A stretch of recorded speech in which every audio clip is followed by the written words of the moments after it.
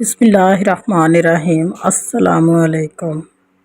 آج آپ کے ساتھ امام حسین علیہ السلام کا ایک معجزہ شیئر کریں گے، جس میں قطب رندی نے حالت قابلی سے روایت کی ہے کہ اس نے کہا کہ میں نے ایک دن امام حسین کی خدمت میں تھا کہ اچانک ایک جوان روتا ہوا آیا تو امام نے اس سے پوچھا تو کیوں رو رہا ہے؟ تو اس نے کہا کہ ابھی میری والدہ کا انتقال ہوا ہے، مجھے وصیت کی ہے کیونکہ مالدار تھی، جب میں مر جاؤں تو کچھ کام نہ کرنا جب تک امام حسین سے عرض نہ کرنا۔ امام حسین نے فرمایا اٹھو، اس صالح عورت کے پاس چلے۔ جب اس مکان کے دروازے پر پہنچے جہاں اسے لٹا دیا تھا تو حضرت آ کر دروازے پر کھڑے ہوئے اور دعا کی، خداوند کریم اس زندہ کر اپنے مال وغیرہ کی وصیت کرے۔ حضرت امام حسین علیہ السلام دعا سے فارغ ہوئے تو وہ عورت اٹھ بیٹھی اور کلمہ شہادت پڑھا۔ جب اس کی نظر امام حسین پر پڑی تو کہا، میرے مولا گھر میں تشریف لائیے، جو کچھ میرے حق میں ہے وہ کیجیے، مجھے حکم کیجیے۔ یہ سن کر امام حسین علیہ السلام نے اس کے گھر میں جا کر سراہنے بیٹھے اور فرمایا، خدا تم پر صحت نازل کرے اور وصیت کرو۔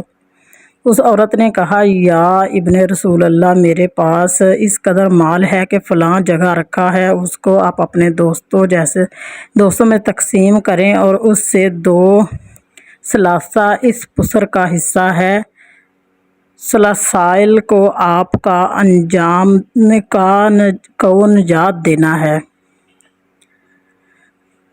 ثلثائل ایک فرشتہ تھا جس کے حکم خداوندی میں تخلیل کرنے کی وجہ سے پبال جلا کر ایک جزیرے میں پھینک دیا گیا، جس رات کو حضرت امام حسین علیہ السلام پیدا ہوئے اور فرشتے آسمان سے مبارک کے واسطے روئے زمین پر آئے۔